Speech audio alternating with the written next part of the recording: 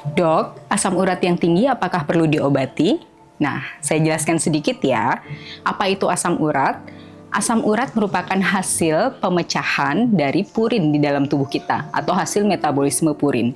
Normalnya akan dikeluarkan lewat ginjal sebanyak 2/3 bagian dan sepertiganya akan dikeluarkan lewat saluran cerna.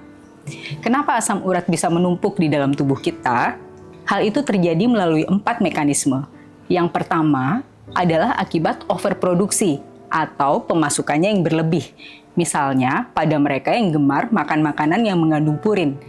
Apa itu contoh purin? Misalnya, daging merah, kemudian alkohol, kemudian minuman manis yang banyak mengandung fruktosa, ataupun golongan seafood tertentu. Yang kedua adalah mekanisme penurunan ekskresi atau penurunan pengeluaran asam urat melalui ginjal. Biasanya terjadi pada mereka yang mengalami gangguan ginjal. Yang ketiga adalah kombinasi dari kedua mekanisme tersebut. Dan yang terakhir adalah faktor idiopatik yang belum diketahui secara pasti penyebabnya.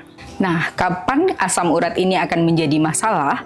Apabila kadarnya melebihi 6,8 mg per desiliter dalam tubuh kita. Atau ketika telah terjadi gout arthritis, yaitu penumpukan asam urat pada jaringan atau cairan ekstraseluler.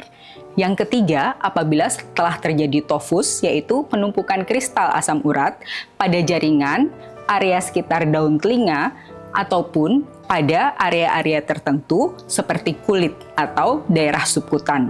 Yang ketiga, apabila telah terbentuk pengendapan, yaitu batu pada ginjal. Apa saja gejala gout arthritis? Gejala gout arthritis dibagi menjadi 3 stadium.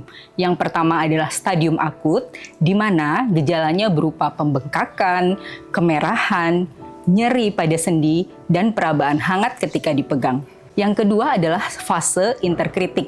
Pada fase ini merupakan fase tanpa gejala di antara 2 serangan akut. Yang ketiga adalah stadium kronis, di mana fase ini sudah terjadi kelainan berupa penumpukan tofus ataupun kelainan bentuk sendi. Jadi, apakah hiperurisemia atau peningkatan asam urat harus dicegah? Jawabannya pasti. Dengan apa? Melalui rajin minum air putih 2 liter per hari minimal, rajin berolahraga, dan kurangi makan makanan yang tinggi purin seperti daging merah, kemudian alkohol, minuman manis seperti banyak yang mengandung fruktosa, ataupun seafood golongan tertentu. Nah, apakah semua peningkatan kadar asam urat harus diobati? Belum tentu.